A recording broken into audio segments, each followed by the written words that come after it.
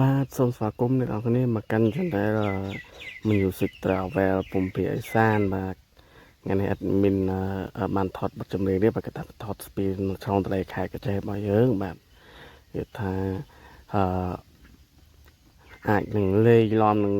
នេះដែរបាទ page នឹងអញលេងឡំនឹងការធ្វើស្ពីនធ្វើអីចឹង admin មិនធ្វើទៅមុខកុំឲ្យអ្នកនរគ្នាសាមមុខទេបាទនេះគឺជាស្ពានរបស់យើងបាទនេះគឺជាអឺគល់ស្ពានរបស់យើងទៅឡើងទៅខាងលើស្ពានណាពុកម៉ែបងប្អូនគឺថាខាងនេះគេរៀបចំអស់ហើយឡើងទៅដល់ពាក់កណ្ដាលស្ពាននោះហើយគឺថាប្រកាន់ដៃរៀបធ្វើរួចរាល់ហើយនៅខាងនេះនៅតែរៀបចំដូចជាក្រាកស៊ូនេះឲ្យមានអត់ដឹងច្បាស់ទេបាទអញ្ចឹងស្ពេនរបស់យើងគឺថាចិត្តហើយបាទ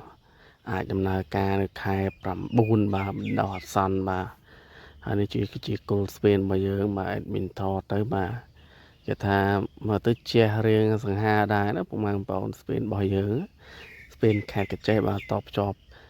ពីកញ្ចេះទៅខាងកំពង់ធំបាទហើយចាក់ទៅខាងសៀមរាបបាទប៉ុណ្ណេះទៅលឿនណាទៅលឿនមកលឿនណាបាទហើយស្វេននេះដែរគឺថាមានប្រវែង1761ម៉ែត្របាទហើយតតឹងតាមខ្ញុំមើលតាមគេក្នុង website ដាក់13ម៉ែត្រកន្លះតតឹងហើយប្រវែងដូចខ្ញុំប្រាប់មិញអញ្ចឹងបាទ1761ម៉ែត្របាទគឺថានៅសតមកប្រឡោះហើយទេបាទហើយនឹងការចាក់ប្រកាន់ដៃ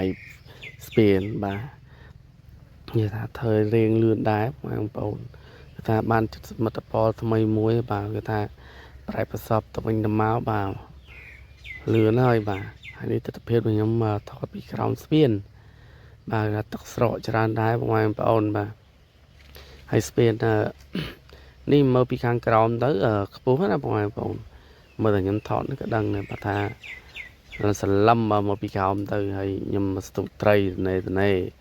ហើយនេះមកកង់នេះគេចិត្តហើយដែរបាទមកប្រឡោះហ្នឹងសល់2 3ថ្នឹមទៀតហើយគេថាលឿនដែរហើយនេះជាផ្លូវចាក់ទៅខាងក្រាស្ទុះបងប្អូន